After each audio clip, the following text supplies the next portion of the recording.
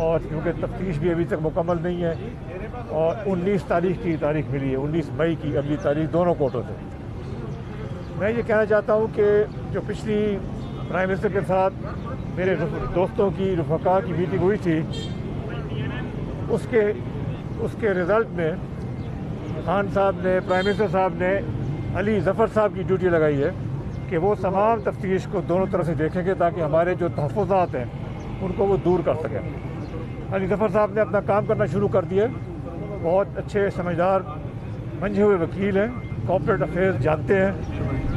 اور میں اس لیے کہہ رہا ہوں کہ کارپوریٹ افیئرز جانتے ہیں کیونکہ یہ کیس جو ہے یہ کرمنل ہے ہی نہیں،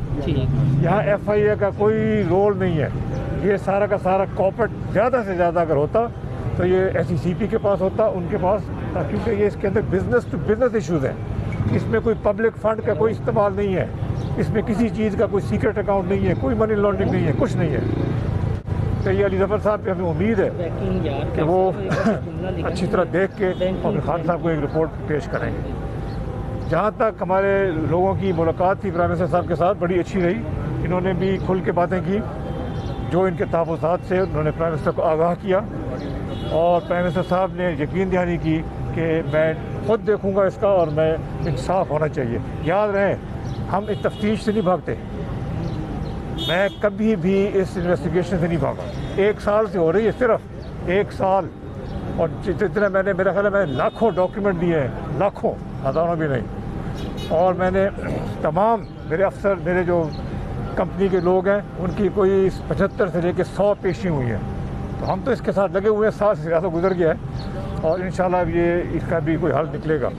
مگر یہ یاد رکھیں، ہمیں کبھی نہیں کہا ہمیں کہ کیسز ختم کر دو، کچھ کر دو، ہم چاہتے ہیں کہ پوری طرح تفتیش ہو تاکہ جب سرخرو ہو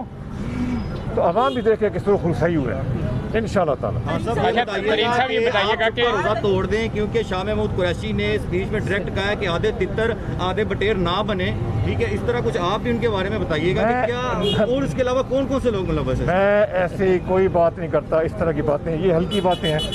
ہم جیسے لوگوں کو یہ سوٹ نہیں کرتے ہیں کہ ہم اس طرح کی ہلکی بات کریں۔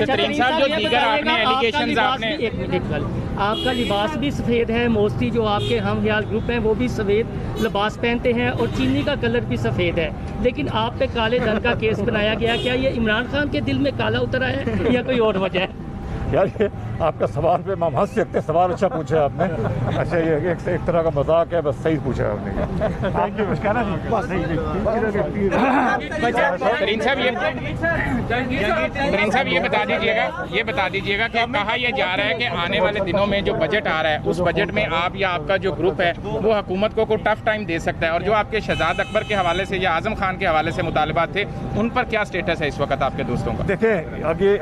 تو یہ ہم اس کیس کی بات کر رہے ہیں، بجٹ کی بات تو ہم نے کسی نے نہ کی ہے ابھی، نہ کبھی اور کی ہے، میرے ساتھ لوگ ہیں، اللہ کا شکر ہے، دوست سارے میرے، اس کے علاوہ بہت سی دنیا مجھے فون کرتی ہے، ورکرز سارے پاکستان سے، خواتین بھی سپورٹ میں، اور جو ورکرز ہیں میل وہ بھی سارے، اللہ کا شکر ہے، سب کو معلوم ہے، صاف ظاہر ہو رہا ہے کہ یہ جو کیس ہے اس کی بنیادیں کسی اور وجہ سے ہیں، اس کی کوئی حقیقت نہیں ہے۔ اچھا جی، آپ سے مسلم نون نے رابطے کیے تھے جب